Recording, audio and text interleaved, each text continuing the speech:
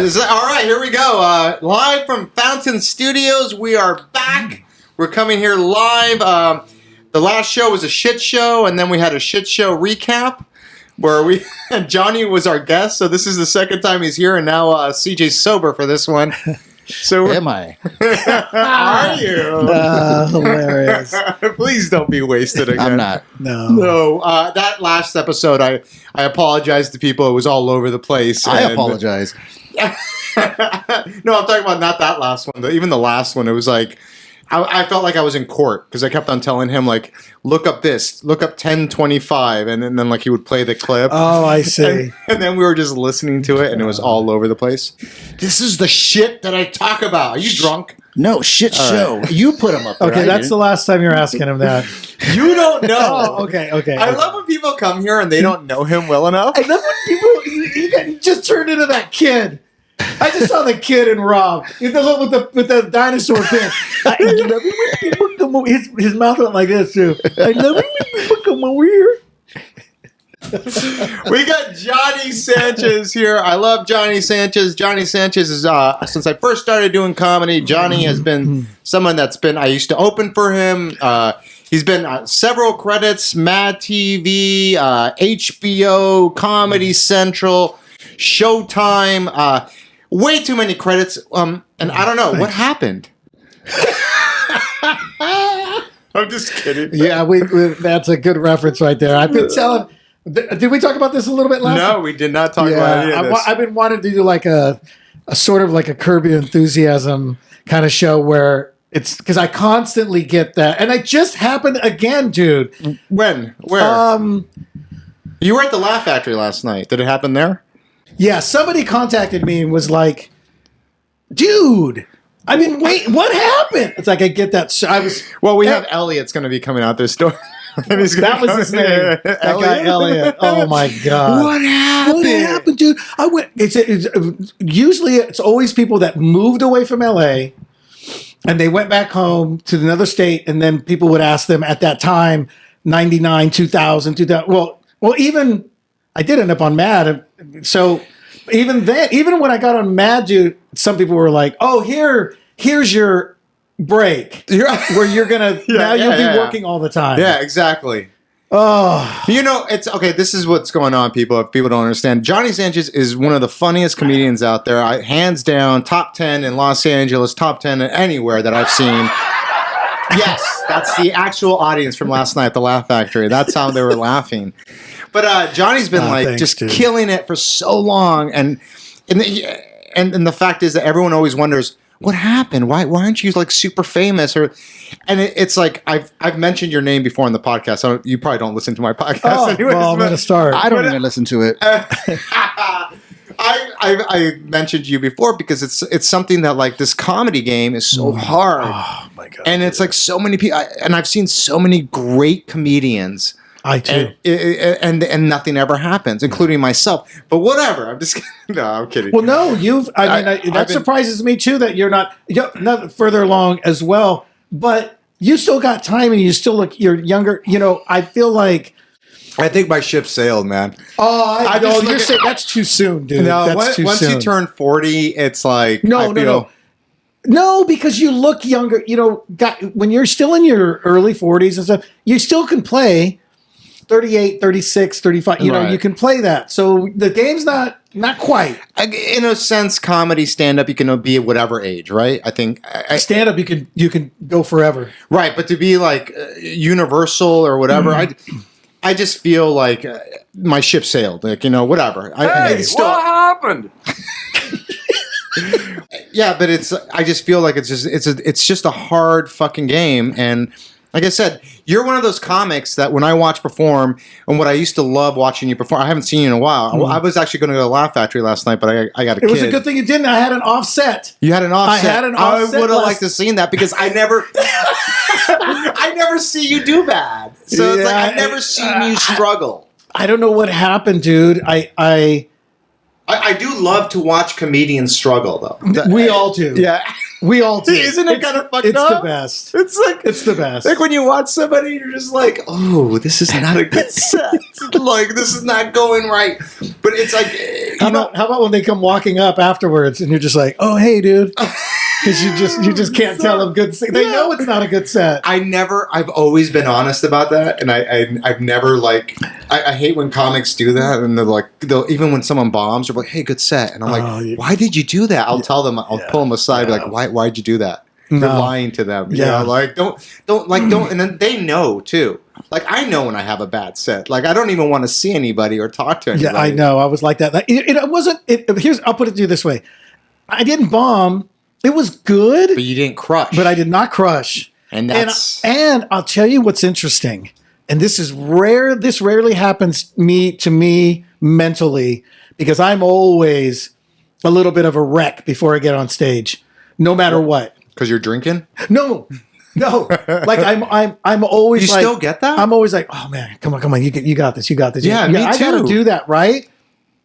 So, but I've been having some phenomenal sets the last few months. Were you cocky? And I feel like last night, dude, which is not like me. Right. I was up there and I was just kind of like looking at the lineup. I'm like, in my mind, I'm like, I don't care who I go on after. Okay. And that's just not like me. Yeah. So Ruben went on and he, of course, he was hosting. So he did great. Ruben Paul. And then on Ruby Tuesdays at the Laugh Factory. Yeah. Great show. Great diverse show.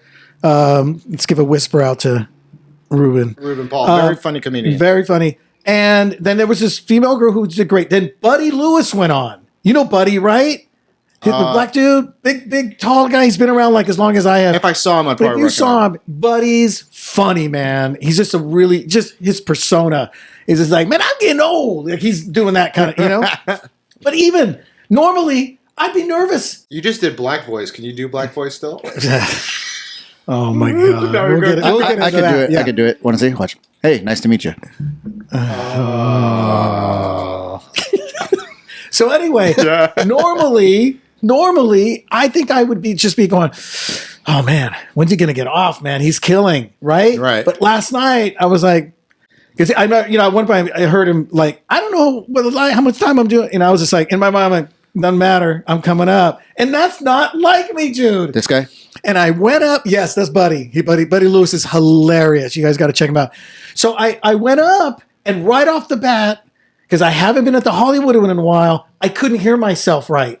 So you know when you're just like, off. So that started with that, and then, but even in my mind, I was kind of like, I adjusted.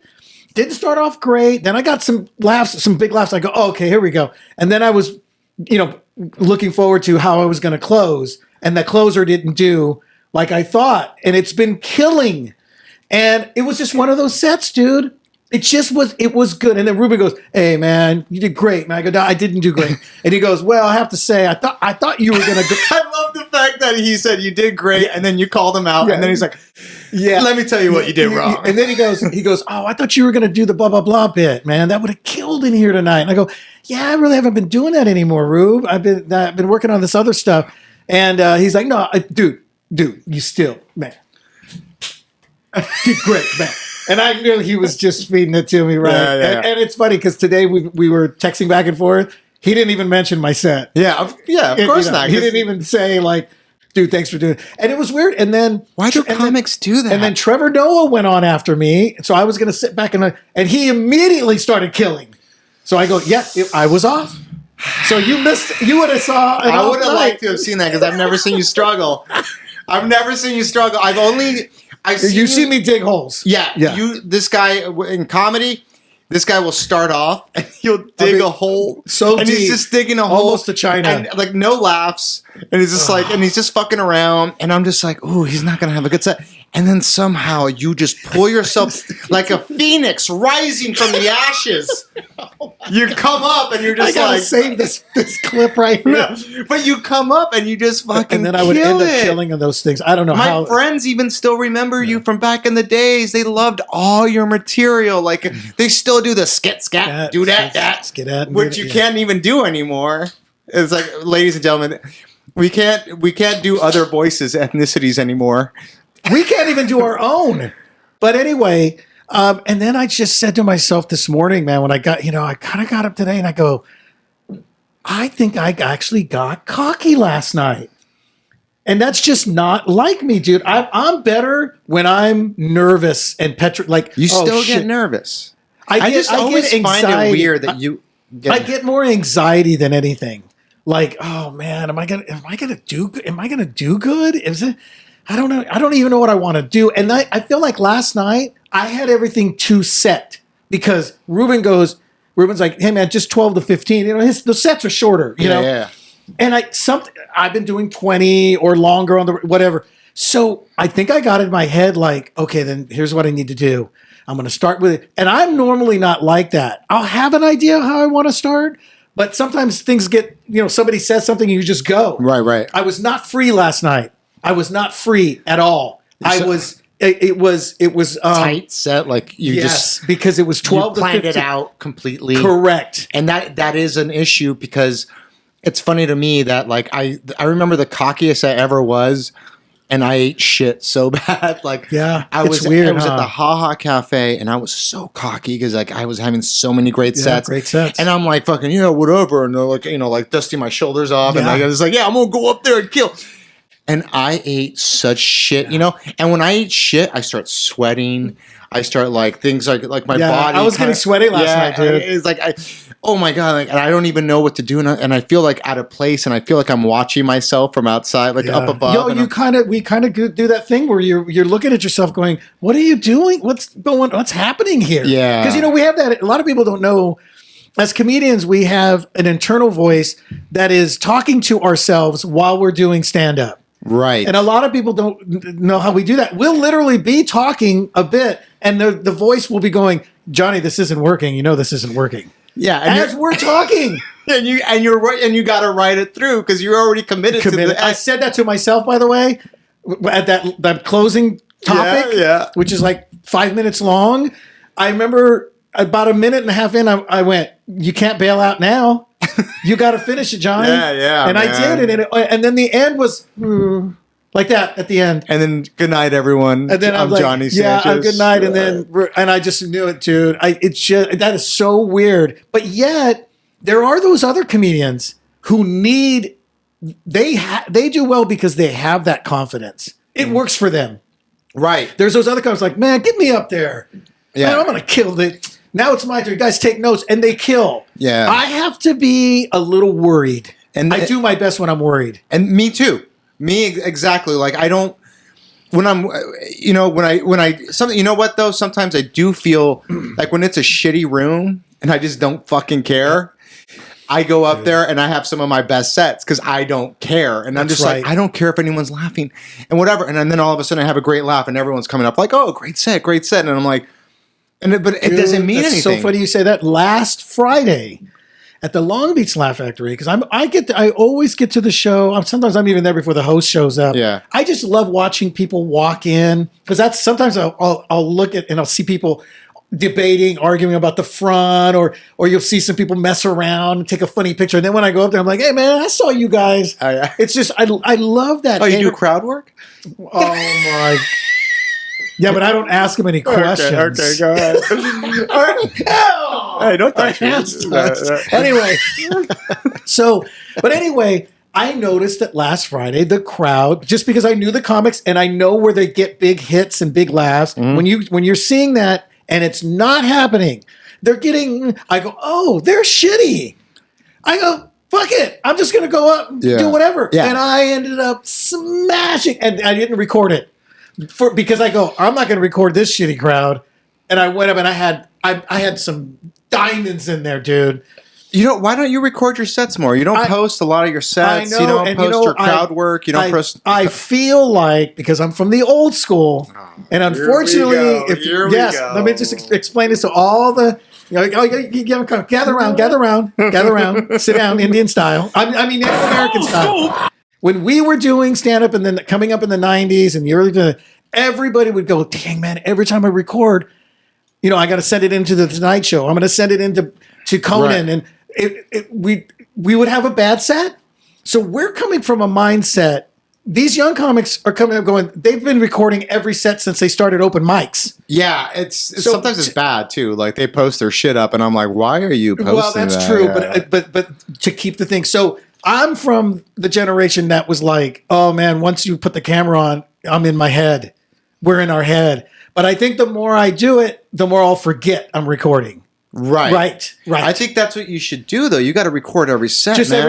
every set, no matter what. Because you have these sets where, like, at the end of your set, you do so much, like, crowd work that you're, like, talking to the audience. You're like, hey, man, you already know their name. Like, hey, thanks, Alfred, for that, whatever. Give it up for Alfred, and give it up for this person. Give it up for Smackadoo, whatever. Yeah. I don't know. Well, it's kind of like being camera shy at the same time because you'll forget it's there. It's like, oh, it's going to be there. It's going to be there. It's going to be there. Yes. Yeah. No matter what, you get that. I should get that used to it. Yeah. I should just put it on. GoPro. No matter. No, not a GoPro. I don't know how you record. I was going to use my phone. Yeah, just use your phone, man. Oh, because it's like a certain time. Right. No, GoPro's like on your head and you're like the audience reaction. And you already look weird, and I think that would be distracting. You know who could get away with that? Who's that? With a GoPro on his head? Who? Darren Carter. The party starter? Yeah. I could see Darren walk up to going, hey guys, don't mind the GoPro. I'm gonna be, I like my women like I like my women like I like my. Hey guys, could you see Darren though? Yeah, He would make it because he is so non-threatening.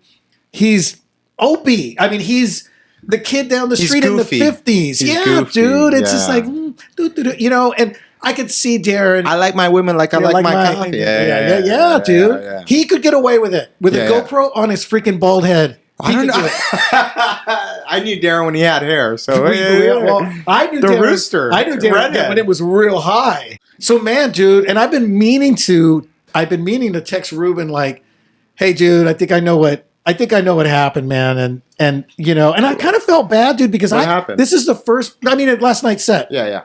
Because I really wanted to deliver. I really wanted to kill it. That's the first time I've done Ruben's Room this year. Yeah. And so I was. Were you in your head? You were just. Well, I will say this much: the sound really did throw me off the top, though, and I kind of wonder if I just couldn't quite get past that. And then once things start going south, and you feel it, and those shows where I said something to the guy in front because he said something, and then I go, Mike, because Ruben talked to him, and I go, oh hey, what's up, Mike? And he's like, it's Mark. And I go, oh, that's right, Mark. And anyway, blah, blah, blah. And then he was just being kind of annoying. He was doing a lot of like, and then I was like, easy, Mike. And then I realized I said his name wrong again. And now I'm back in my head. You know what I mean? Like just little things, dude, that I was just off, dude. Yeah, just man. off. Nothing I can do about it. It went by so fast. And then I finished and I just went, that bit I'm closing on. I've been closing on that bit. And just crushing it. And people have been loving it.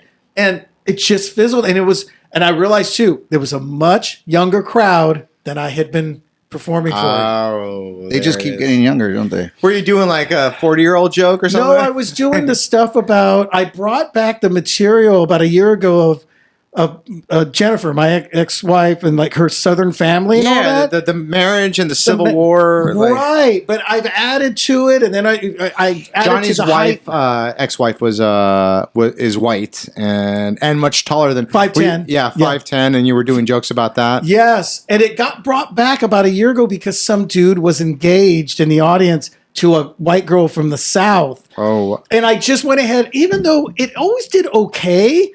But for some reason, dude, now it's just, I don't know. It's because the marriage now, it didn't work, right? Right. So before, I think it was kind of like, oh, this is cute.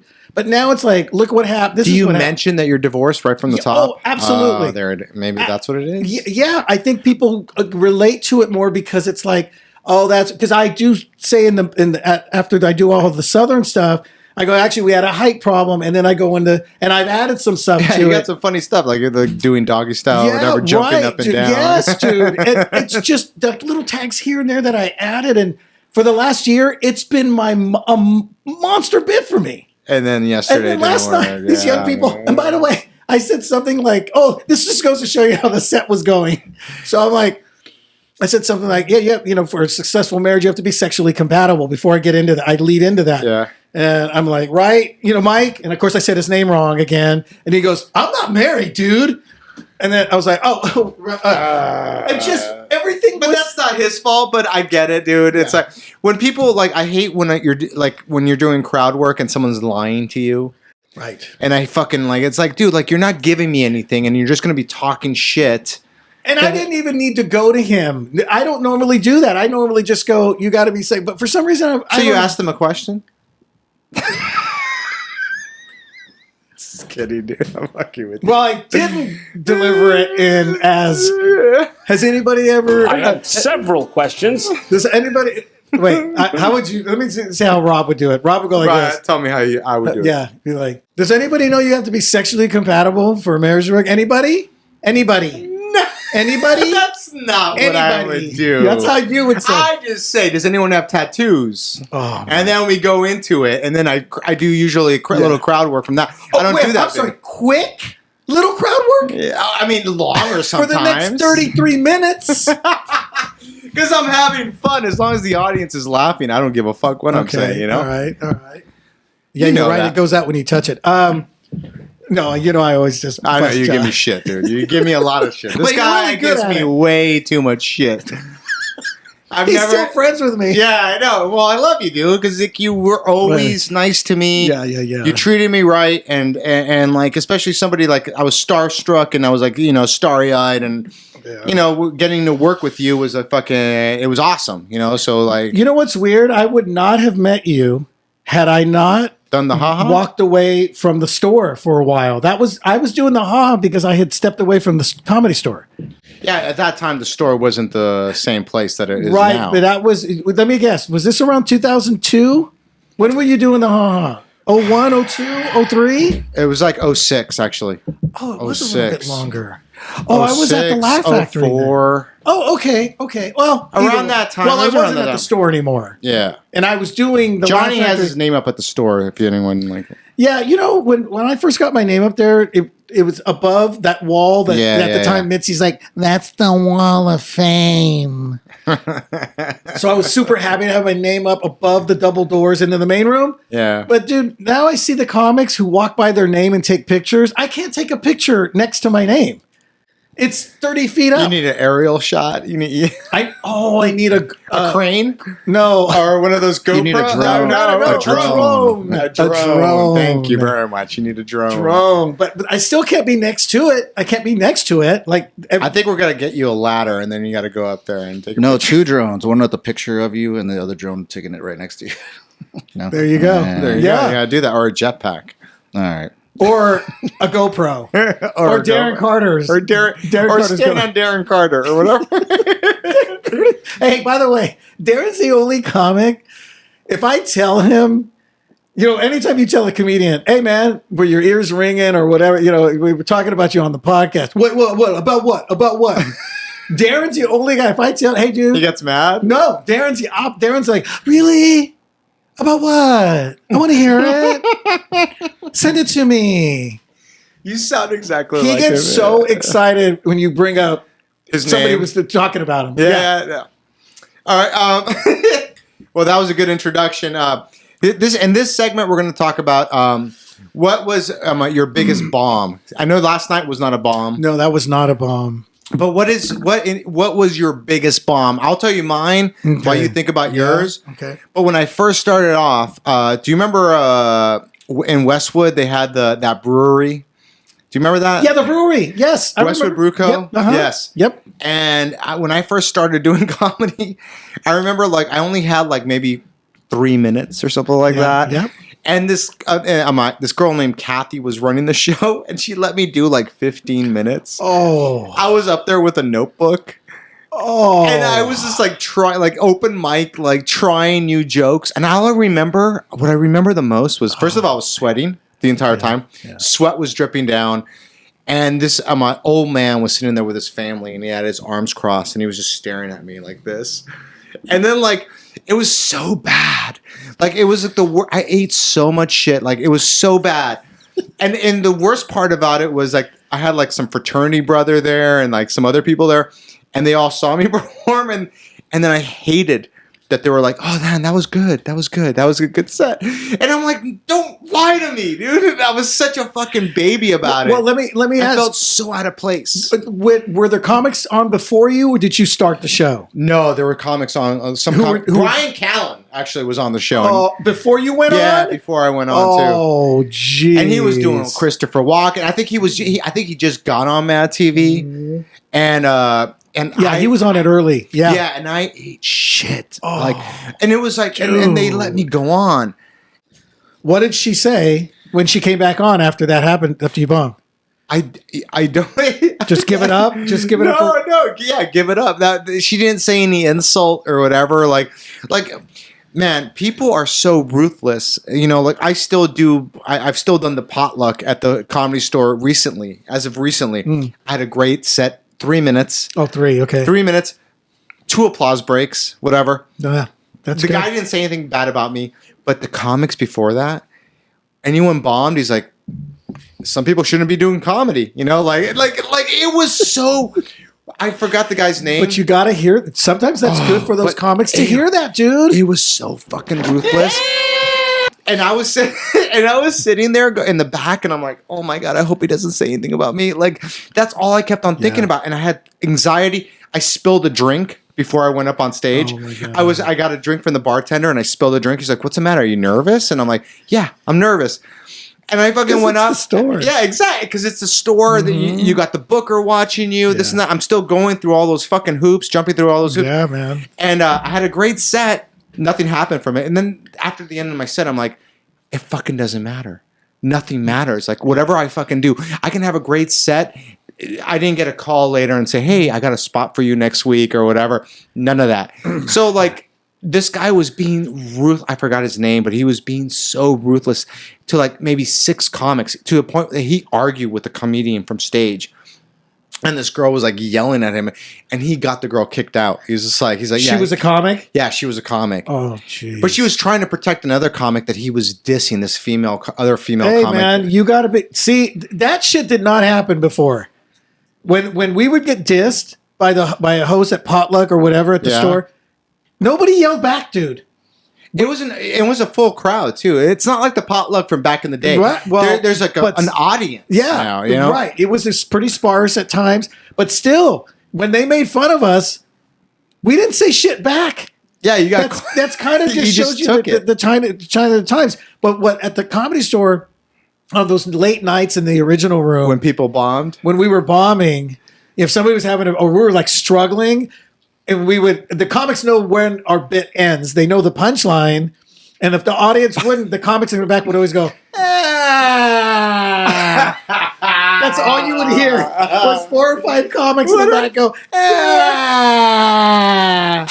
And you go, oh, God, I'm obviously dying up here right now, guys. It's so ruthless. Comedians, even friends. Friends, dude. We were all friends with each other. I know, but we all, like, I mean, I don't know why, but we enjoy it. Like, I've seen Chris Rock not have a good set, you know, like at the Laugh Factory, where, like, he was trying new material. Right. And, like, in the first 2 minutes, everyone's like, fucking yeah. Chris Rock's here. Yeah. And then he starts doing his material and no one's laughing. And you're just like... You should have went. I wouldn't have the balls to do that to Chris Rock. No, so you're right. It's so funny because I was doing the Laugh Factory in Vegas at the Tropicana, and I was actually having a great set, but I noticed there was a black guy over to the left, all by himself.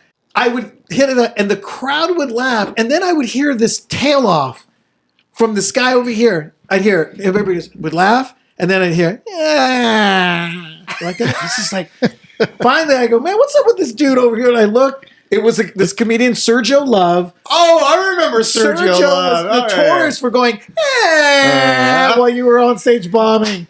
And he was doing it to me. And we ended up going out that night and we recorded ourselves going, I sent it to Eleanor. Because she remembers, she was working as a waitress then. Yeah. So she remembers all of us going, because eating shit, and none of us got mad at each other because we knew, hey man, you're right. I was struggling up there. You know what I mean? I remember Freddie Soto sometimes too. Freddie be up there. Freddie Soto was a famous comedian. Fucking for funny. his Three dad. Amigos. Got that man, hey, mijo. Yeah. But sometimes, early on, Freddie would have some rough sets, man, before he really had fine-tuned, honed the dad. And, and then, we'd be back there going, and then he'd go, these fucking guys. These fucking guys. It was so much fun, dude, because you could and sometimes we'd go on after each other because it's tag teaming at the comedy store. Yeah. You're coming over like, ooh, glad so-and-so wasn't doing his showcase tonight, huh? Fuck you, Sanchez. You hear that as they're walking out there. But all in fun. Then you see him outside and it'll be like, yeah, I deserve that, man. I don't know what happened tonight. You can't do that. I don't see that shit with comics anymore. Really? Are they like that? I mean, I feel like I say something to a comic now. It's like, why? Why do you got to be like that? Why do you got to be all negative, dude? Why do you got to be a pessimist, bro? Really? Yeah, dude. You can't. They hold on to that shit, and then you run into somebody later on. And they go, "Hey, man, so and so said you were being a dick." I was fucking busting his balls. They can't take a joke. In other words, it's just They can't take a heckler.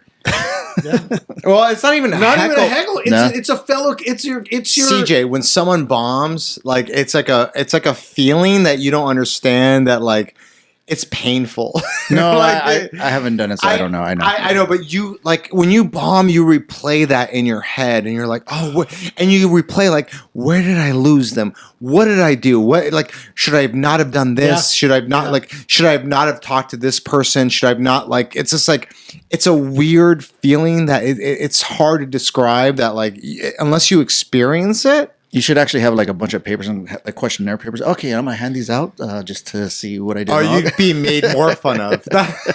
You were like, hey, this guy with the fucking papers. So, what was your worst bomb? Oh God, dude. I mean, even when you first started. No, I know. I mean, where it was like that's what I'm saying. Like that Westwood Bruco when I fucking bombed, I felt it. I still feel it today. When I replay it in my head, I can still see that old man. I could see his gray hair. I could see him sitting like he was Jesus with all his family. They were like all sitting there, and he was just with his hands crossed, and he was nodding his head the whole time, like in such hatred. Oh, that's so weird. That guy Mark last night on certain topics, I could see him doing this. Oh, hi, Mark. So I'm gonna say, wait, was that from that movie with James Franco? Yeah. No, the original. Yeah, the original. You've seen the original? Yeah. Right. Oh, hi, Mark. Oh, hi, Mark. Hey, so what's the doggy. name of the movie? Well, the one with James Franco is Disaster Movie, but the original is called The Room. It's the best, worst movie ever made. Oh, Yeah, you know the movie. I You saw know that I know movie. what you're talking Yeah. about. I've gone to the cult classic. They do it in Westwood. It's Hi, Mark. Yeah. That's funny. Oh, hi, Mark. I got asked. I had been doing stand up about 2-3 years. I wasn't even a regular yet at the store. There was a company in my hometown. I'm already smiling just because I always love the beginning of the joke where someone's like, yeah, I didn't have that much time. And then someone says, hey, could you do an hour? Okay. So somebody in Tulare, I grew up in Tulare, but Visalia is right next to it. So Right. there was a company back then called Lumberjacks. And it was like a pre-Home Depot kind of place. Right. And somebody's like, through my brother-in-law, his sister was like, they want to get a comedian. She goes, oh my God, my brother's brother-in-law is doing comedy. And my sister guy gave my number. The guy calls me, dude, you're going to love this. So we get on the phone. I want to just preface it with this because to lead up. He's like, hey, Johnny, my name is so-and-so at Lumberjacks here in Visalia. Hey, we want to bring a comedian down for our Christmas party. And I hear that you're doing comedy and this. And I go, yeah. I'm doing the Laugh Factory on Sunset. Look, keep in mind, not a regular at any of them. Yeah, you're just getting spots. I've done like I was only doing the Belly Room. Okay. And the Laugh Factory, that was the Latino night. Yeah. or the open mic, right? Right. But I'm naming them all off because I've been in there and I performed at the Improv as well, at like open mic. So I'm naming all those off. I'll never forget. He goes, "Wow, sounds like you're doing pretty good." I go, "Yeah, I'm working really. I'm working." Sounds like a radio DJ. Yeah, he had this really soft voice. He goes, "Well, we'd like to, offer you," and it was like $500, dude. Oh yes. And I remember going, "Yeah, how much time?" He's like, just I would say 20 minutes or so. I go, "No problem." So at that time, I was also doing. I used to change.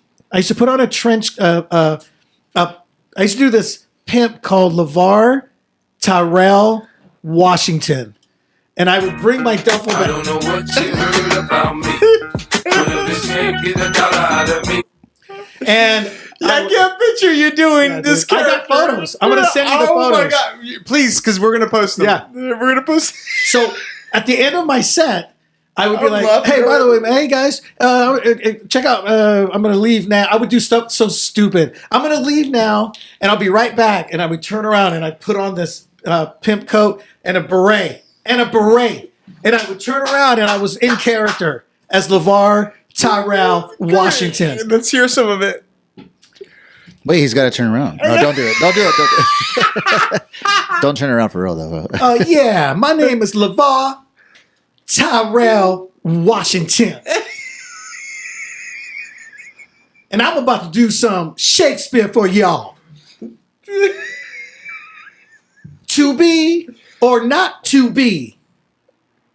What is the number of that hotel room? This is horrible. Yeah, that was an open micer. And by the way, it worked.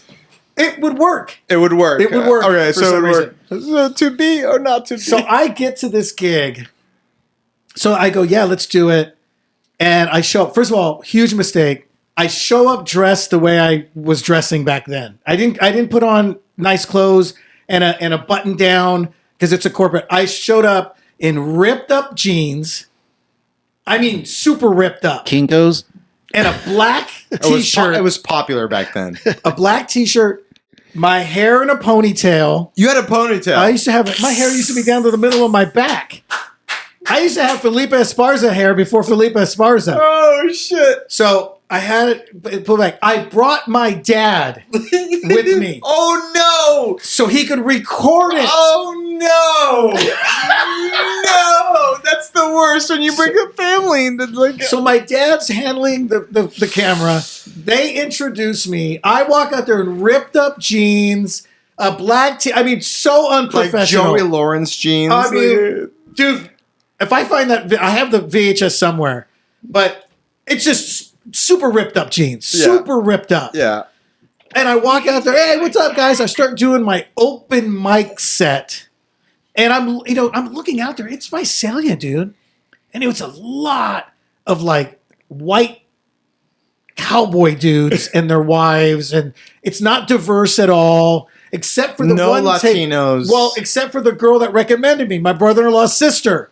And their table, that was the only table laughing. They were sitting in the back. They were sitting like The off to Latinos this. are in the back. Well, no, they weren't. And everyone in front's looking like, I mean, dude. So I start Wait, going, how many people were there? like 300. Oh, no! I am sorry, man. That's traumatizing. It was a big Christmas party, dude. A Christmas company event. So I'm doing it, and that table of the Latinos they're the only ones laughing. The only table. And then at some point I'm like, you guys get me? What's wrong with the rest of you? So I'm doing, and then I realized I could see my dad like this. This isn't. He probably went like this. Oh, dude, if he could have walked away. Yeah, did he walk away in a bush? Yeah. Or he sets the camcorder on the table and That's then leaves. not my son! You didn't even know he brought a tripod. Oh my god. It just appeared. He took it from someone else. So you did 20 minutes? So I Did you do the 20 minutes? Well, here's the worst part of it, dude. At one point in my set, I say to them, "Come on, guys, please, please." I asked them to laugh. So then I closed with LeVar, which did nothing. And then I'm all, thank you guys. Committed to good it. night. Good night. My dad just like, and then. Do you have footage of this? I do. Hey, and then when do. he passes the guy that told him to come to the show, he goes, keep the fucking money. The guy walked up and shook my hand. He goes, hey, everybody. All right, give it up for Johnny, everybody. And they're all. Then, to add insult to injury, they decided to start giving out the awards. The company awards. Now, why I didn't leave, I have no idea. No, they But my started insulting My you. dad and I said no. So they bring up the one guy and hey, employee of the month goes to blah, blah, blah, blah. And I knew the kid. I remember the guy from high school. Yeah. And he walks up there and he's like, hey, you guys want to hear a real joke? Oh. And they all go, yeah. And he goes, so if I walks into a da-da-da, and boom, the room explodes. They go, Johnny In Sanchez laughter. walks into a Christmas party. Then he leaves. They give another award. Why am I staying? Me and my dad are like, we're like kneeling in the back. Your dad's recording that. Like, I wish I was my son. Hey, no, And then somebody else goes up. Hey, you guys want to hear another one? Hey, wait. Yeah. And then he throws. These are all just like jokes. That's like salt in your wound. Hey, And my his dad picks dad. up the camera. He's recording it. Hey, you want a copy of this tape? So we Here's my drove back card. home. My dad goes, I remember on the drive back, dude, my dad was like, Johnny, what do you think happened? Do you think maybe you started off too rough with the stuff with the, this and that? I go, I don't know, Dad. I don't know. And here, keep in mind, 2 or 3 years before that, when I told my dad I was moving to LA To do stand-up to do comedy. stand-up, we were at dinner, and I was going to leave in like a week. And he goes, I'm going to move to LA, Dad. And he's like, what for? I go, I really want to be a stand-up comedian. My dad laughed, and then he goes, you'll be back in 3 months. So that drive, dude, I just was going, I know what my dad's thinking right now. I think, I know my dad was like, he's going to be back pretty soon. He's going to be back home. That was probably my worst. I've had some bad bombs, dude. But for me to go, come on, guys, please. And I showed it to my sister. And my sister goes, oh no, stop it, Johnny. Stop it right there. I can't watch any more of this. Once I went, come on, guys, please. Hold on. That should be. Oh, that's a good name for a special. Come on, guys. Come on, guys, please.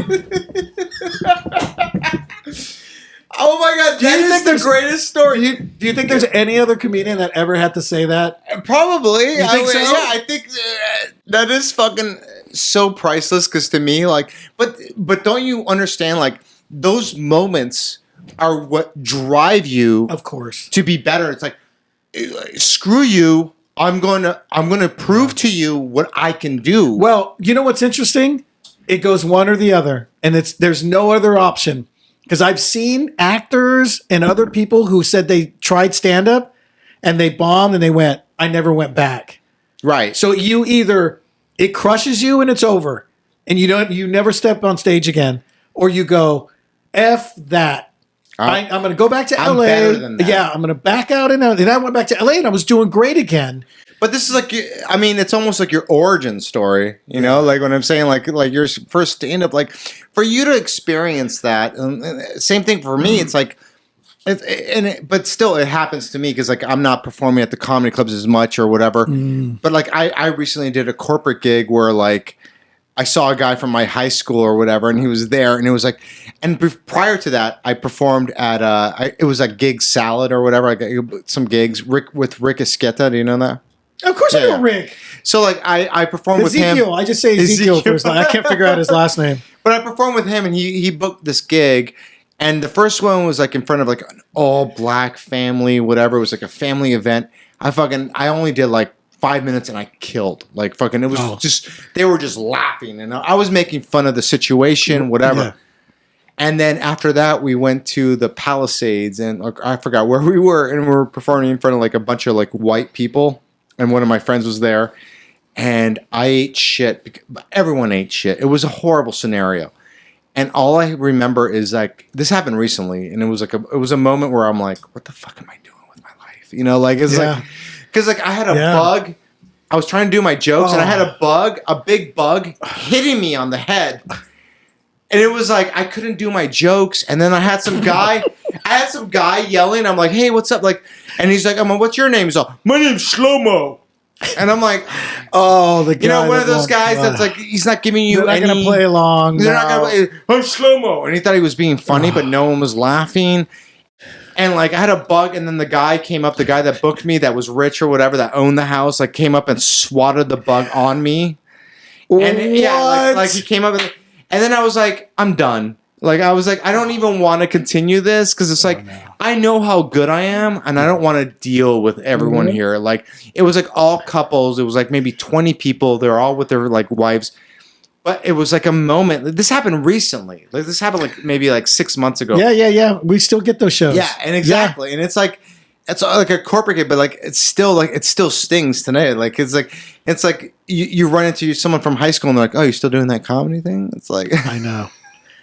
And you know what? A lot of people don't know. You're in comedy. You're only, the old saying, you're only as good as your last set. So until I get on stage again, last night, even though it was good, but it was not my potential. It was not what I should have done. You consider that almost like bombing. I didn't.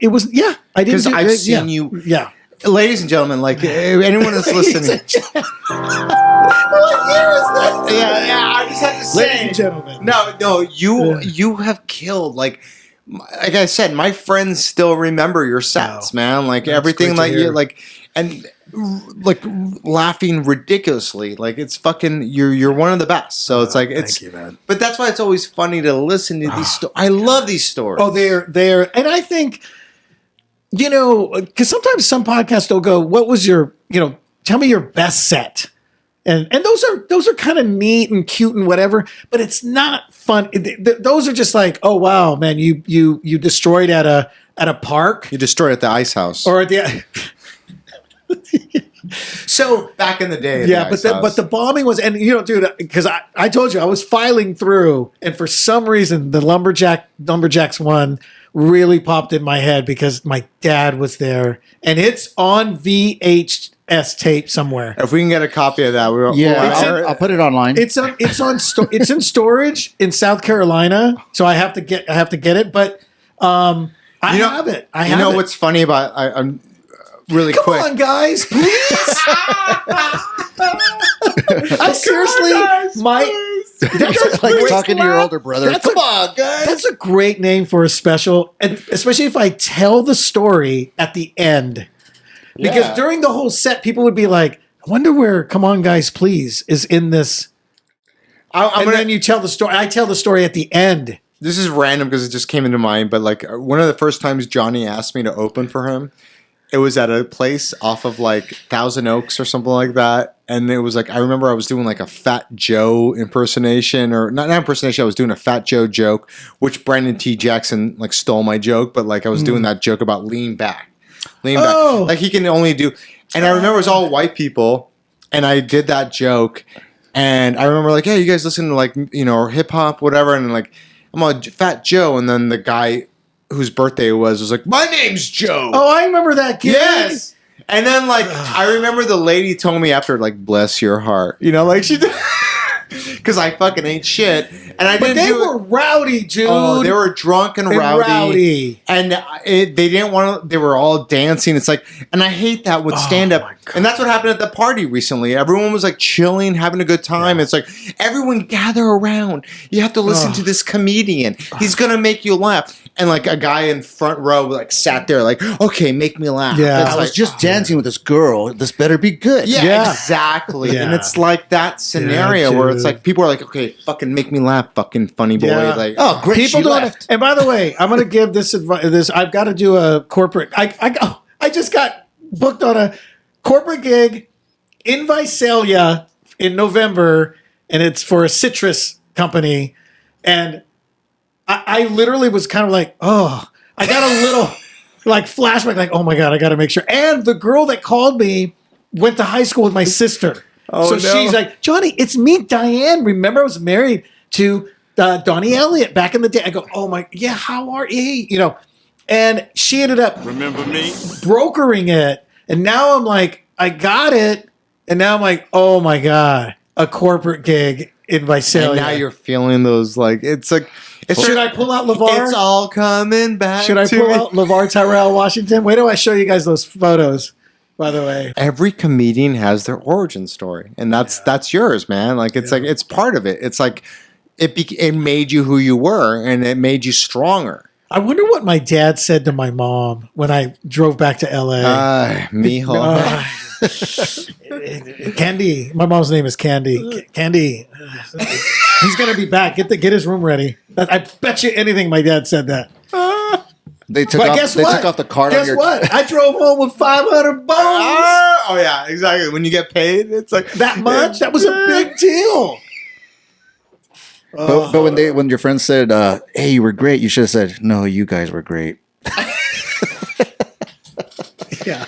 What I did want to talk about was the fact that you mentioned earlier that we can't do other voices of which is like what was a comedy cornerstone for the 80s and 90s, even in the early 2000s. 72 and prior. Yeah, prior. Like you can do impersonations of other people's Culture, race. Yeah. Exactly. And like I wanted to air it, but I didn't want to offend you either because I know you asked the Laugh Factory to take it down. Oh yeah, the skit scat. Yeah, So people love that bit. It's weird. Johnny used to do a bit that my friends even still talk about to this day, and I still like laugh my ass off. But it was like black guys don't age, whatever. It's like black don't crack, whatever. Kind it's of like thing, yeah. It doesn't, man. Yeah, exactly. And you'd be like, it's like talk to an old black man, and be like skit scat, scoot that. Do that. I might get canceled right now for doing that. Well, because when they put it up, I was seeing some people be like, younger people were like, really?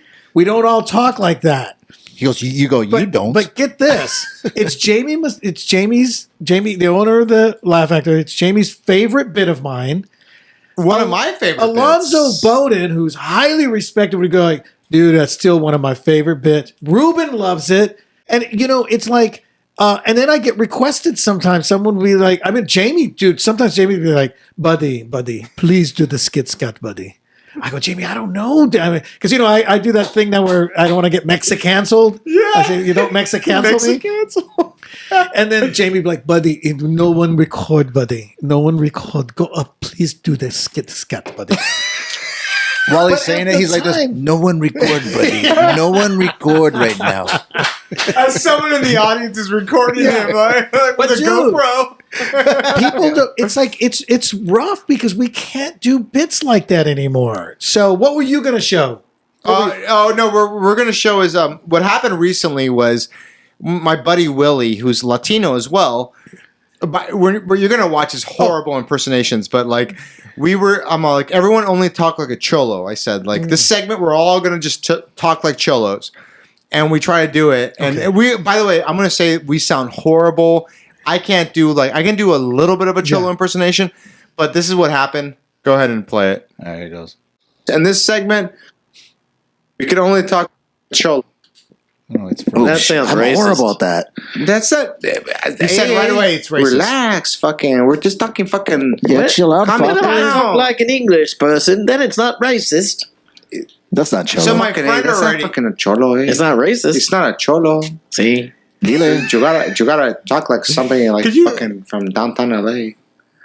Like a homeless guy. He doesn't want to do it. Homeless guys are cholos. Dude, ¿por qué no estás hablando como un cholo? Buddy. Hey, what's up? Sorry, Hoes? nothing. Fucking relax. Sorry, eh? That's all I got. That's good. That's good. With all these That's all I have. money. Chale, güey. Sí. ¿Por qué no entiendes? Hey, Yeah. hablame como un fucking veterano, man. Ok, sí, estoy. Estoy a fucking pinche puto. Sí, nada, estoy un pinche puto. ¿También? Sí. También.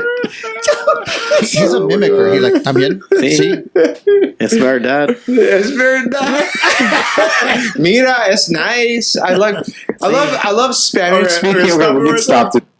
So what I find funny is that, like, his friend, like, first of all, I think he's the one that said it first. He's like, it sounds racist. Yeah, he looks familiar. How do I know him? He's a buddy of mine. Okay, that's what I thought. Okay.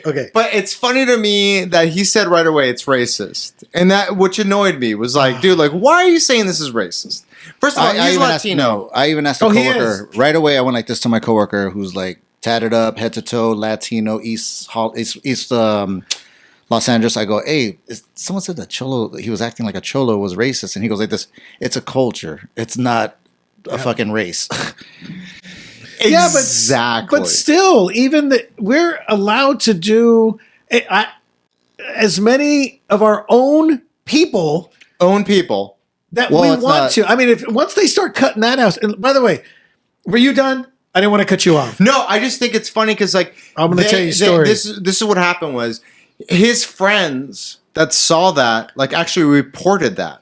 Oh my God. They reported it and said that it was racist because it was taken out of context. Because you see three light-skinned Latinos. Look at my skin, for crying out loud. I was going to tan myself. I went to freaking Miami and I'm still But it's insane to me that, like, I forgot about that because you guys are light. You're all light, and it looks like three white dudes. But it doesn't even matter. Like, there's Cholo Fit. What's his name? In 21 Jump Street, the second one or whatever. What's Lil his name? Joker? No, well, Little Joker, definitely. Joker. But I mean, what with Channing Tatum? With my name Jeff. I love that, dude. Yeah. When you introduced me, I was like, "This, Do you know this is that? actually funny." Mm-mm. Should we pull it up? Oh my God! Please, you're gonna have to cut it really fast. No, it's fine. I want to show him because No, it's good. It's really in the fucking movie, funny. it's in the movie. 21 Jump Street, the second one. I saw it. I saw the clip. Okay. I know what you're talking about. So, with what's his name? Jonas. No, Is it Jonah Hill. Jonah Hill. Jonah Hill. I saw it. He's like, hey, what's up? He's like, hey, Yeah. Sleepy, hey, Mexican Wolverine, you know, like whatever. And it's fucking hilarious. It's so funny. And Yeah. Fucking serious. yeah, right here. Yo, Sleepy, what's up, homie? You know my cousin, Sad Boy. I think you got the wrong guy, Holmes. Oh, that's bullshit, man. You're Sleepy. Everyone's saying about your Sleepy. He like the Mexican Wolverine and shit. And my partner, he want to see the product. Why are you talking? This is the best part. My name is Jeff. That's Jefe, man. It's Jefe. Hey, but tell him about Masi's quinceañera, man. Tell him the story. Dude, by the way, words. Jonah Hill was in that scene was better than those Latino guys. Mm-hmm. Actually, he does it better than I can. You know, I can't do it. I tried. He was really spot on. He was better dude. than all three of us. You know what I'm saying? Yeah, like, I see. Yeah. But like, put together. See, no, when I saw that, I went like this. I went, damn, dude, you go like he was spot on, bro. right. So I don't even find that. No, what I wanted to tell you was, I was doing this is a couple of years ago, or this might have been pre-pandemic. Before, but Go ahead. they reported it. Oh, right. They reported that. What we did, the three of us, even though you saw a small clip of it, it was like fucking Karen's. It's like, why? So we can't. And you know what I noticed? We can't do Latino voices now. But It's okay, you know, like, it's like I can't. But I'm noticing, and I'm wondering why this bit doesn't do it as well as it used to. You know, when We're gonna do it right now. the free Indian show. family that was debating, looking at my photo, my headshot at the lobby of the Laugh Factory, the Tropicana, and the dad's like, he looks very Indian. I'm telling you, he's Indian. And still people laugh at that, right? That used to kill. destroy the room. You did Now- a joke about like your Yeah, I still talk about this. doctor. But Dr. Papapour, the real doctor that walked in and said my eyes wasn't a problem. My eyes weren't a problem. Dr. Papapour, you look fantastic. What is the problem? There's no problem. Very, very rested. Don't do it. Now we're gonna get canceled. No, Don't because. do it. But here's the thing. I was These are mimicking real. him mimic someone. These are real things that happen in my life, and I'm doing what they said. Right. So even when I would do bits like that, that does not do as well as it used to. By the way, because you can see people. Some are laughing, and then there's other people who are just like people of color are just kind of like. Oh. So Even people without color do it. yeah, well, of course, White people do that. I'm at. I'm doing it right now. By the way, Okay, it was I'm not. 2 females that got upset by that. Yeah, that's right. One was white and one was Latino. Yeah. And I had to ask them, I'm like, who are these people? And it's like, they go to this woke gym that just like, they just, and I talked to them about it. Like, I didn't talk to them about it, but I remember like, I talked to him. He's like, yeah, was that racist? But he said it too, like on the clip. Right He's off like, the bat. Right off the bat, like, is that racist? Like, it's not fucking racist, dude. It's like we're making, like you said, like a culture or like, and then I showed a clip on the last one. In Thailand, they're dressed like. Oh yeah, in and in Thailand they're doing Japan it. too. The They love Cholo, the Cholo culture is huge over there. That's right, eh? Órale pues, Sí, güey. you know what's up, eh? So, I lost train of thought. yeah. So I was doing a show at the Stir Crazy Comedy Club in I think it's in Glendale. I think that one's in Glendale. I think I don't know. Where. Stir Crazy. And anyway, this white couple came up to me, this middle-aged white couple, and they were like, "Hey, you know, we really enjoyed you, and we had a good old time." That's And- racist right there. Yeah, but that's why I'm doing it. I'm doing it like that on purpose. So, and then he goes, "Hey, listen, by the way, we had 3 young girls behind us, 2 white, 1 Latina, and the Latina girl, every time you would do a Mexican accent, she would turn to her 2 friends and go, we don't all talk like that.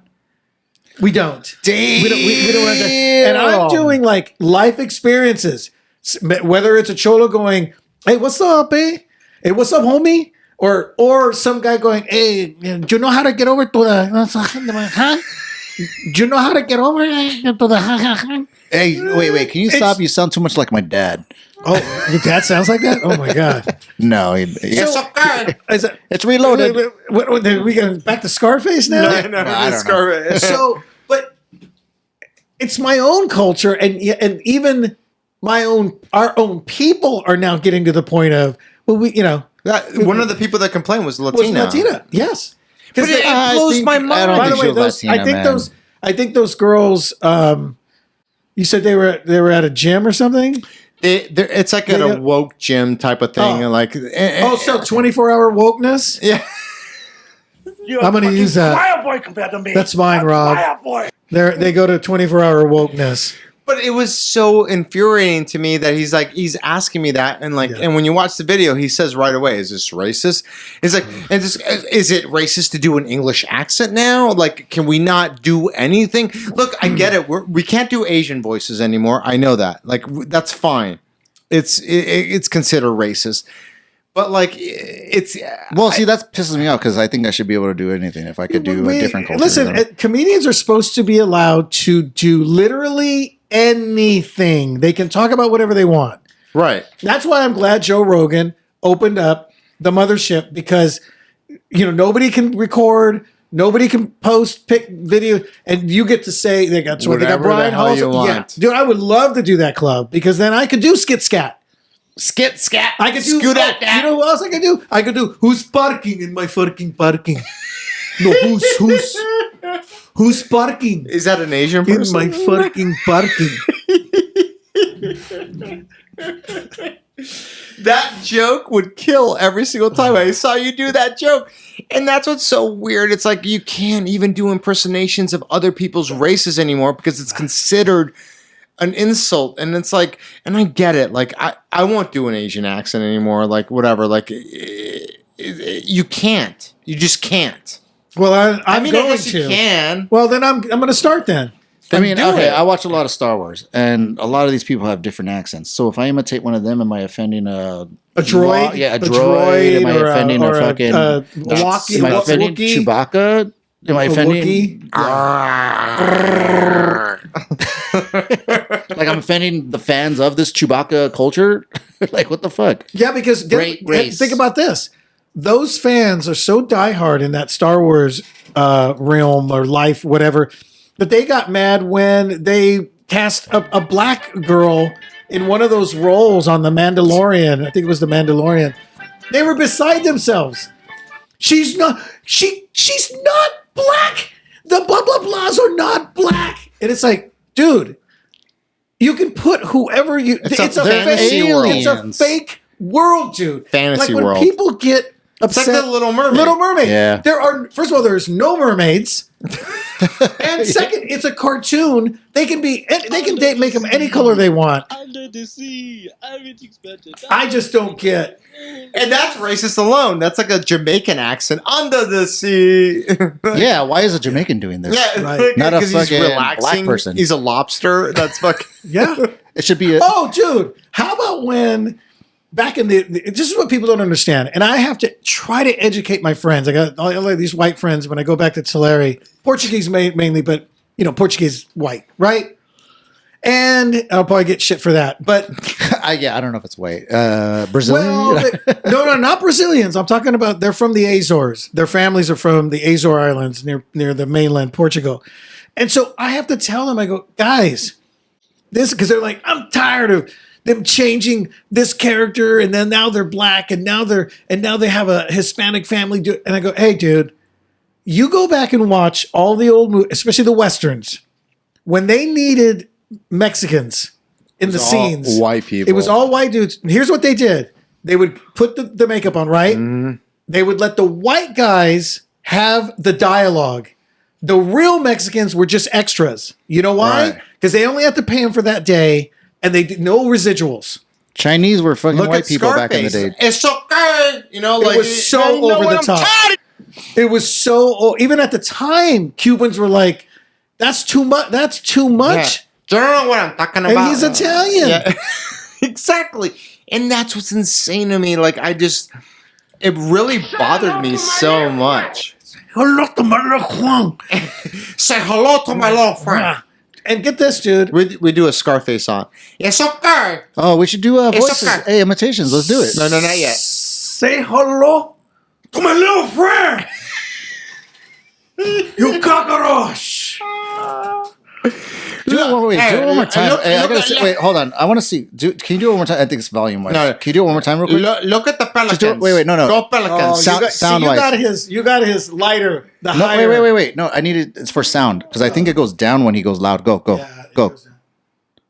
Say hello to my little friend. No, we got to do it again. Give me 1 second. 1 second. I'm not joking. Give me 1 second. Oh, all right. My do it. God. No, there we go. You're gonna get canceled. No, do it again. You're doing a Cuban. No, do it again. Say hello There you are. to my little friend. You cockroaches. All right, he got into it on that one.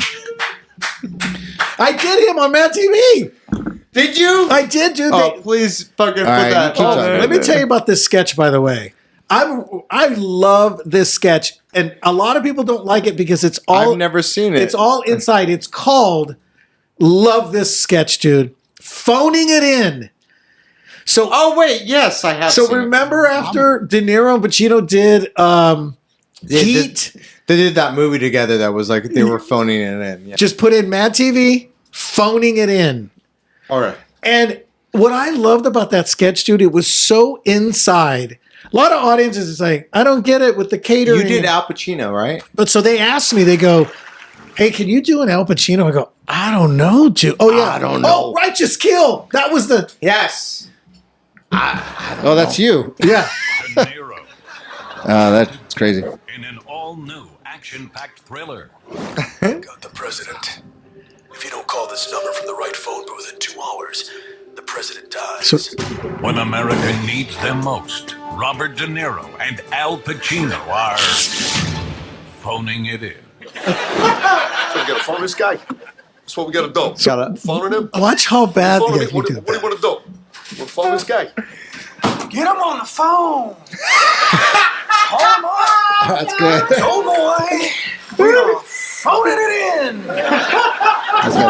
So what? Uh-huh. Great work. We're on it, Chief.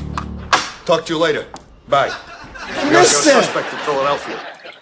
We're going to Philadelphia. So you see, he hung up the phone while he was still talking. What? Keep going. Yeah. I just got the tickets. That's good.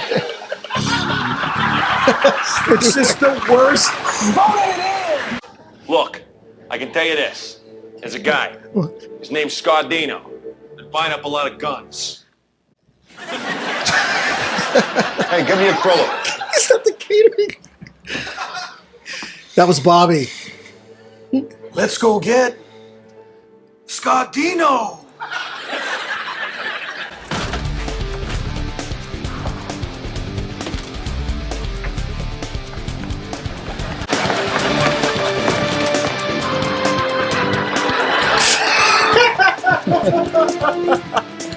He's stopping. Tell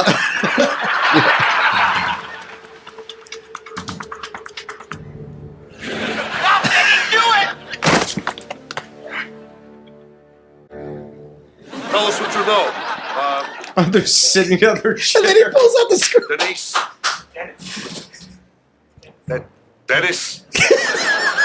Oh, that's good. That's good. That's yeah, fucking, you would have been great in that, dude. Marlon Brando style, like You would have been great. So it's so inside that I love. It's one of my favorite sketches, just because they were doing the catering, they're walking. Yeah. Bobby had to run backwards. I mean, I loved that sketch to dude. get caught. That's good. But it was the guy, one of the guys that wrote it. Great writer. He just goes, "Hey man, do you think you can do a Pacino?" And I go, "I don't know, dude. I've never tried it." That's why. Well, this segment's called First Impressions. We're going to go into this. I know Johnny. Johnny's been doing like he's. I call him the mimicker.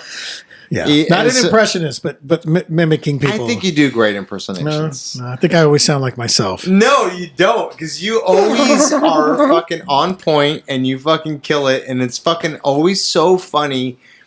Even when you do me, you did Darren Carter earlier, and this and that. Like, so what are some of your impressions that you have? You know, In your wheelhouse, your best impressions, maybe like 2 or like whatever. well, let me. Well, first of all, I used to love doing Louis. Holy shit, Christ, huh? I would my favorite bit of his. You get $100. He would win $100. He goes, now you got to head over to the casino cage and cash it out.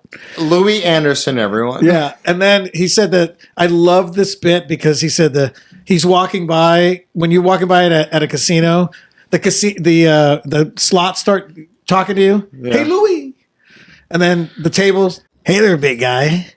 See that $100? Yeah. Well, that could be 1,000. That's what I was thinking. So he goes, and you walk up to the table, you give him the 100. It's gone. Gone so fast you didn't even get that drink you ordered. And they want you out of there, don't you? Don't they? Don't you? Johnny used to. Okay, the go dealer would. This is one of my favorite punchlines of his. He said the dealer's like, "Are you done, sir?"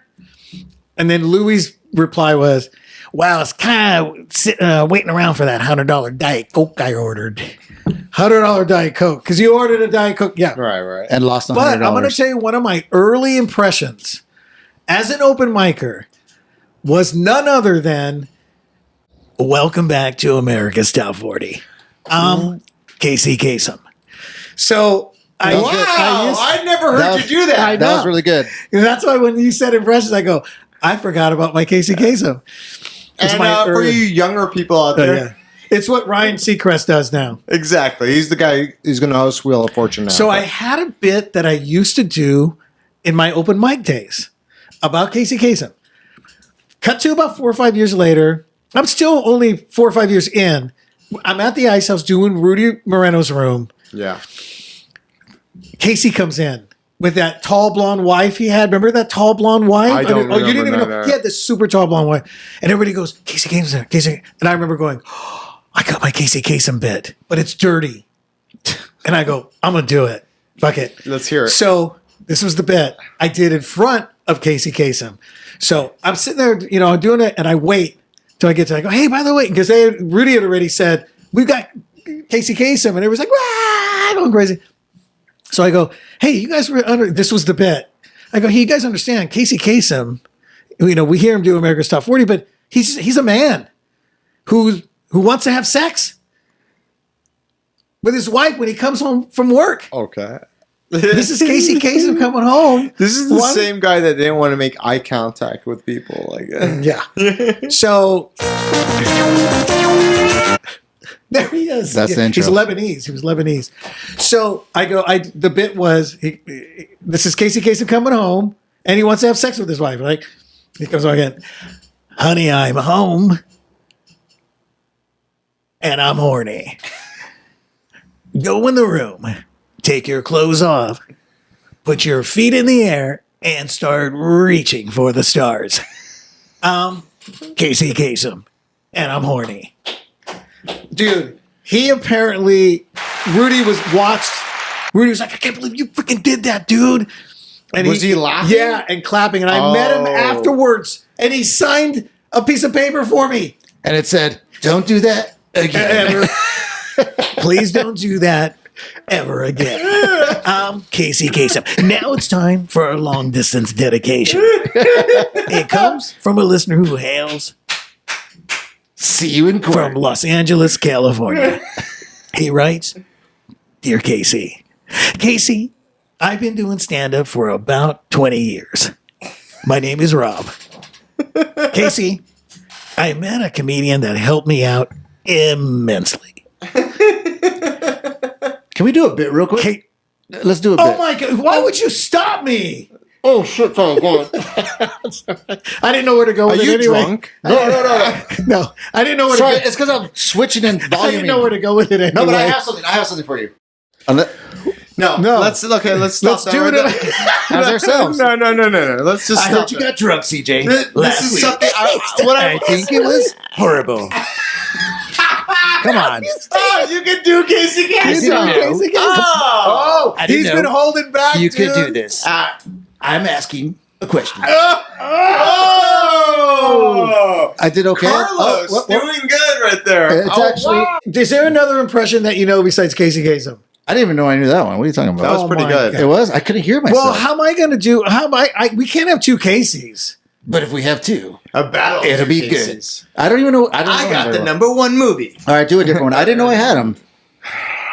All right. Well, Like I was going to say, Casey could interview De Niro Yeah. or Pacino or I wanted to go into the Spanish thing. It's like it's Oh, fun. yeah. Are you in a hurry to Okay. leave? Hey, no, I'm not in a hurry. Then let's to do leave. it. No, well, I'm going to do it right now. Oh, okay. Can we Okay, do it? let's do it. Let's just go. Let's Okay, go so with it. one of Johnny's favorite impressions that I do, which is like, I don't know if everyone's going to agree with it or not, but like, You totally love it. because you laugh your ass off, and I fucking love doing it in front of you because you always laugh so much. Yeah. I freaking love it. I want to do De Niro in Spanish. These are first impressions. De Niro in Spanish. Wait, is this Taxi Driver? Start with Taxi Yeah, Driver. we'll do that. We got to start with Taxi Start Driver. with- In the mirror, the iconic scene. We got to make sure we give everybody the. There's Wait. people out there who don't know this. If you're listening to this, my face will look like De Niro, but if you're just listening to it on Apple, then whatever. But it's Right. like, But just know it's the iconic scene. That, by the way, Robert De Niro improvised. That was not written in the script. because he heard from a comic in New York that he watched a couple nights before. He heard a comic doing "You Talking to Me." I'm the only one standing here. You talking to me? Okay, but he hadn't done the movie yet. So He how hadn't did the done the comic movie. be doing that? No, because the comic, De Niro. Oh, I get you. Just happened to the guy was No, doing De a Niro bit. saw like maybe an open mic comic or whatever. Like one night in New York, he saw a guy going and like saying like, "You're talking to me." Yeah. You're talking to me. Yeah. He did this Okay, whole I think thing. I did hear something and about then, that, yeah. So then De Niro did it for Taxi Cab, Yeah. or I mean Taxi Driver. Yeah. And, So- and but that sound. Let me tell you guys all something. Writers, actors, sketch writers, all go to comedy clubs and take from comics. It's notorious. It's been happening Family for Guy, decades. And Simpsons. they take our shit and then they put it on their shows, and it's They go to- really bothersome. Yeah, they go to potluck at the comedy Yep. store. They see whatever comedy, whatever someone like new comic that no one knows about. It's very much like common that people would do that. So like Writers love comedians. right, and then Theo Von just talked about like that show Dave, and like he said like on Rogan or I don't know what podcast he was on, but like, he was like on a Barstool Sports. He was like, yeah, they steal a lot of my jokes, and like he did a joke about like a wooden shirt, like someone carved out a wooden shirt, and on the show Dave. They had wooden shirts, and some guy was carving out wooden shirts. He's like, sign this wooden shirt, but it was like, that's Theo Von's joke, and it's like fucking very. I believe popular. it. No, Yeah. I totally believe that, dude. And it only takes one. These writers, it only takes them to see you once, and they just go, Man, I could make that into this. Which and that. reminds me, let's go into this before we go into the Spanish segment. But go into the caca pipi. Could you put that on? I only have this one. I don't have the original. So good. Look at that.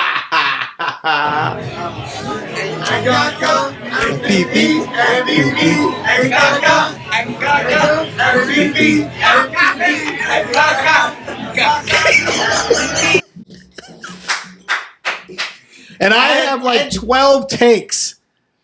I have 12, around 10 or 12 takes. This? Yes. You guys know. Because Hold on. You were very excited, both of you. because somebody was always off. Somebody wasn't quite, and then Franny came in and got into it. So then we did more. And then Nick kept laughing. He was the blooper guy because Nick kept going. This was my birthday. Yes. Oh, was that your birthday? It was my birthday, 2018. Oh my god. Does that sound right? Yeah. 2018. Yeah. So we did this thing that was called the Caca Pipi song. Well, like Pablo Francisco is the originator of it. Yeah. Please tell the story. Because it was the funniest thing. I told Swartz in the story, and that's why it was funnier to us. Yeah. People, if you're listening to this, just understand that we were very drunk, and we were doing this Caca Pipi song. Yes. Robert De Niro came out. All right, go on. Sorry.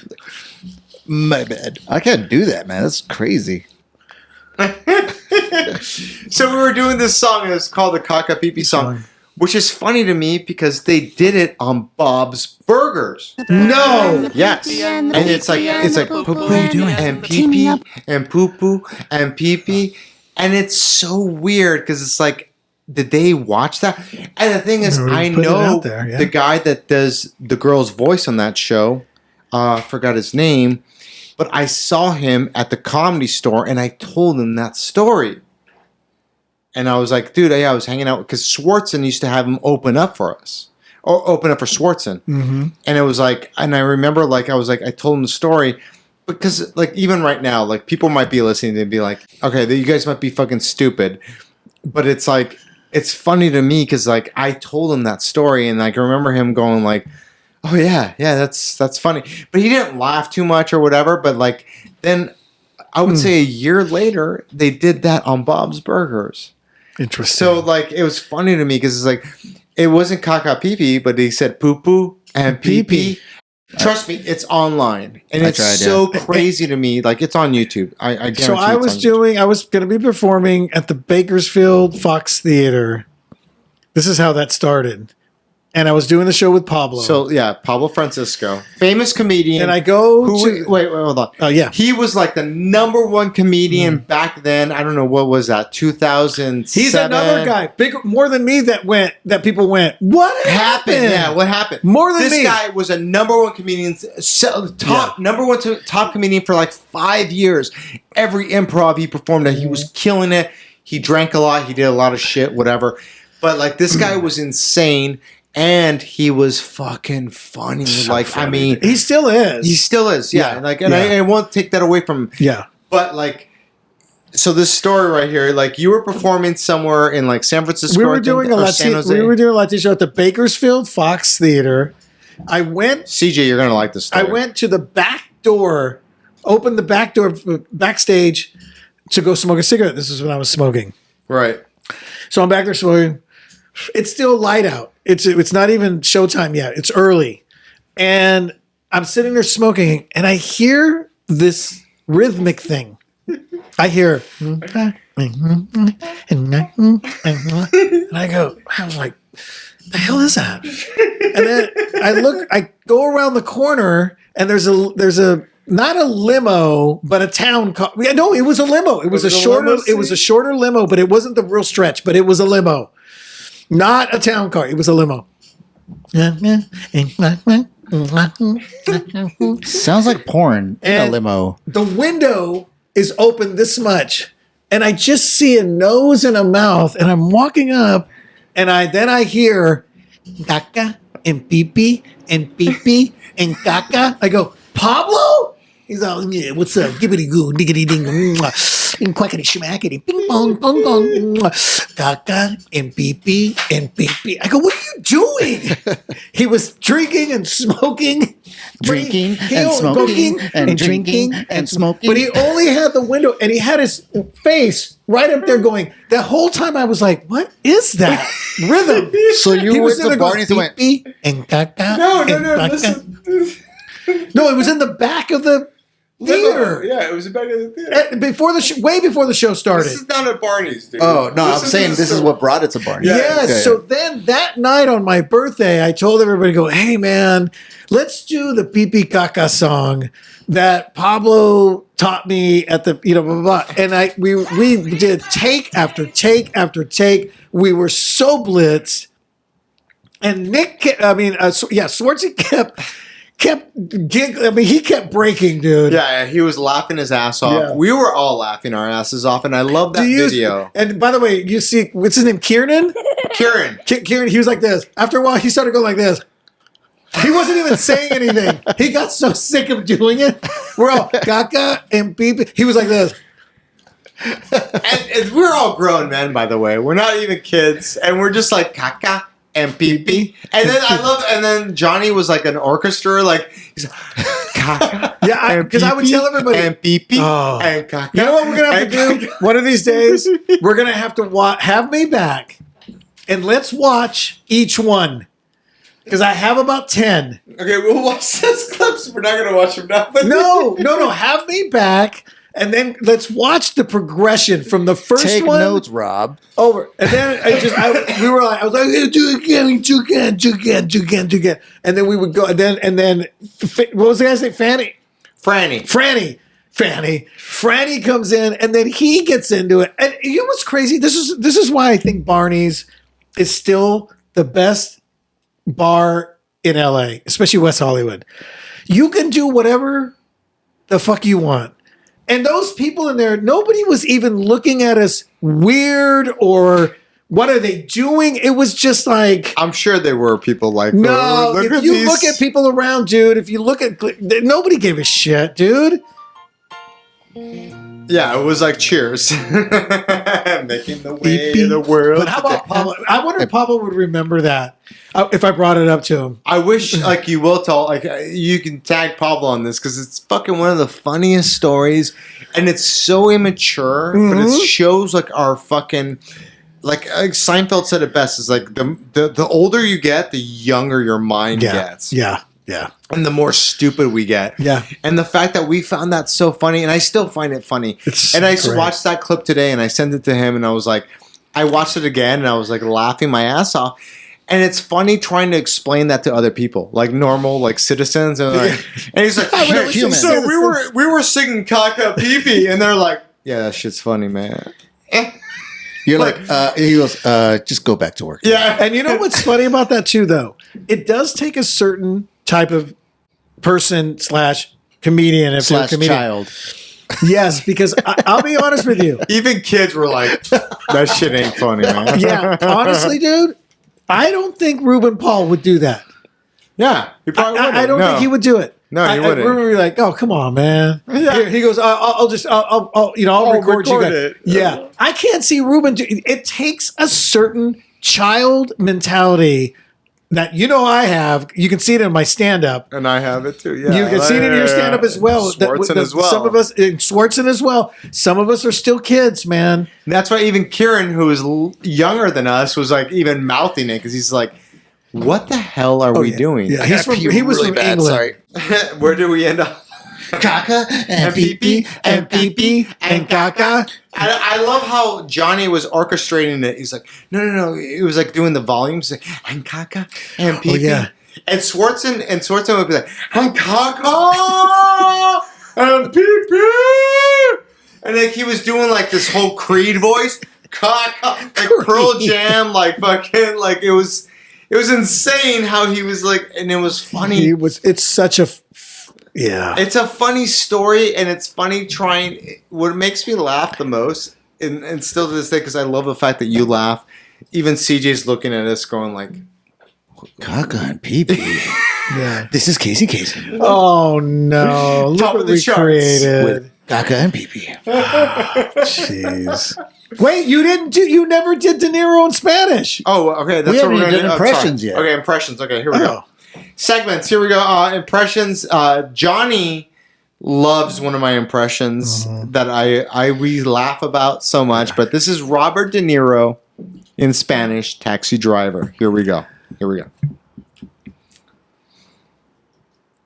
¿Me estás hablando? ¿Me estás hablando? Jeez. Soy la única persona. No, keep going. Soy la única persona aquí. ¿Estás hablando? Aquí. Soy la única persona aquí. Nadie más ¿Estás está aquí. hablando? Oh I couldn't do my it. god, dude! And you laughed your ass off. And then you were doing then. You started that for me. Yeah. 'Cause I started doing that in Spanish on stage. Yes. That shit where I do Mark Wahlberg. I do Dude, but my fucking- favorite was Trump. Yeah, in Spanish. Trump, Oh yeah. my god, Yeah. because it's bad. Remember, I would tell you, I'd go, "Hey, I contacted you when you did your first ones." I go, "Hey, dude, you're doing the Spanish too good. It's got to be. He can't pronounce things like that. You got to make it bad." Right, no, but it works the way I do it. It's like, todos ustedes, yo quiero poner una grande pared, más grande de China.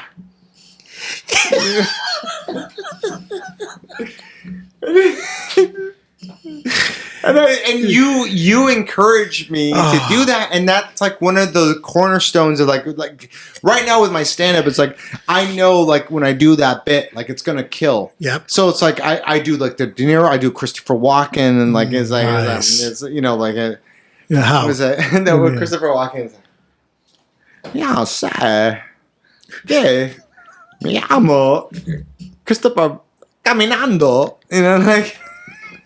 Can you do Casey a little Casey Kasem in Spanish? No, Can wait, no, Can he you has do to- Casey he in ha- Spanish? You're fluent, right? No. Oh, you're not. No, he's not. A ver si podemos hacer el Casey Kasem con hablando en español. Todos No, ustedes. That's close. That's close. Vamos Estoy a- hablando. vamos a como hacer- Casey Kasem. No. No. Let me try one more time. Let me try You one just sounded like Francisco Ramos. His normal voice. I mean, I'm sorry, Francisco Vergara. Is it Bagara now? No, he reminds me. He looks and sounds like he'd be Sofia Vergara's brother.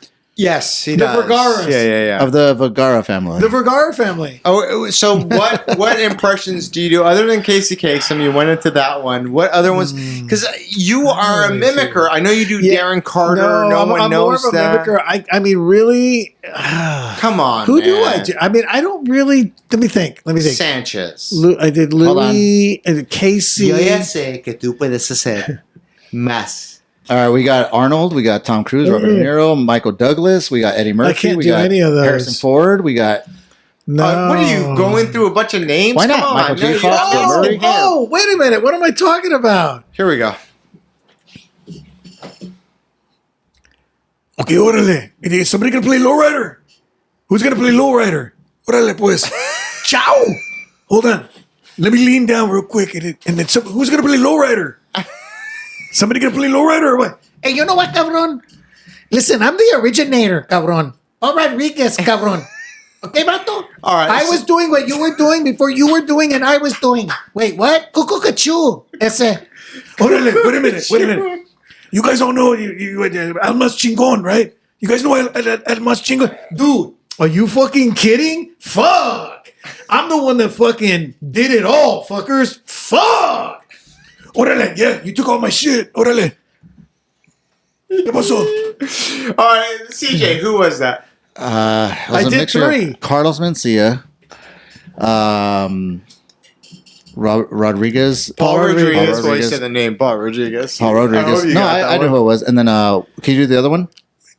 Oh, it was George Lopez.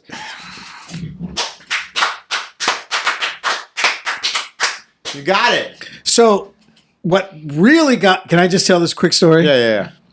When Bobby called me and said, "Hey man, they're looking for a Latino guy for Mad TV," Bobby goes, "And now listen." He goes, "Don't say shit when I tell you this, all right? You do a good Bobby Lee, too.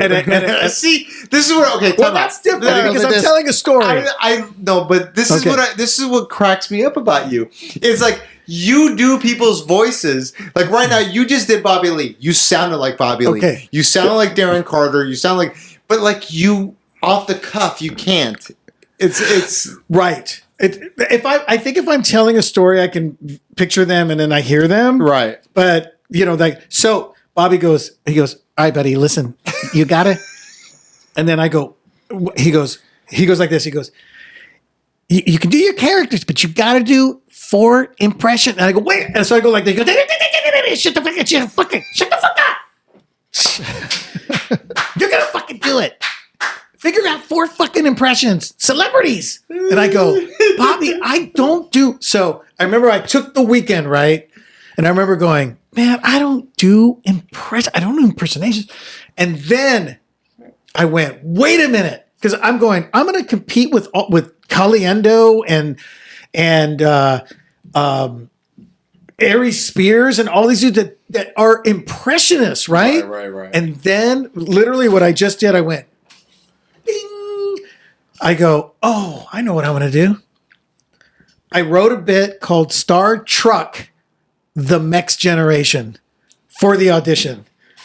It was George, Paul, Cheech, and Mencia all on the Star Trek Enterprise. Can we hear it right now? I pretty much just kind of did it. Oh, it's basically, and it was narrated by Edward James Olmos. So this is what I did in the audition. By the way, never tried it on stage. I went, Bobby, I got impressions. Who else is doing Latino impressions on Mad TV? Nobody. That's where, because I was like, I can't compete with those other white dudes that are doing President Bush and whoever it was at the time. So it was basically, the setup was, this is the very first all Latino cast of a sci-fi. And then there still isn't one. Holy shit, 15 years later. So it was basically, it went something like, if I can remember, it went, please do it. It's fucking, just do it. Hey, do it. Okay. It's okay. Space. The final frontier is. These are the stories of the men of the Star Trek Enterprise. Boldly going, novatos have gone before, in search of new worlds, new jobs, and new chicas. Starring Carlos Mencia as Captain Cabron. Look, I hear some of you are pissed off that I'm the fucking captain. What the fuck? Paul Rodriguez. Hey, you know what? You're not even Mexican, cabron. You're like Honduran and German. I mean, what are you talking? Why are you even here? Ese? Dude, you're half fucking Mexican and half fucking Vulcan, which makes you a fucking Mex-Vulcan. Fuck! Get the fuck out! Cholo, are we on course or what? Fuck! Cheech Marin as the driver. Cholo. Mama talking to me, trying to tell me how to live. Da-da-da, man, I'm tripping out, man. I got some heavy duty shit, man, from a Klingon back at the rest stop, man. No, man, I'm seeing all these tracers, man. I need some fucking downers, man. I need some downers. I never felt like this before. And George Lopez is Dr. Kukui. Orale, check it out. Hold on. Wait a minute. I don't have any more meds, sissy. Somebody stole all the meds. I wonder who. Orale. And by the way, somebody also stealing material. I wonder who. Orale. Oh, you know what? Fuck that. You don't want me here? I'm out. Scotty, dude, beater me up.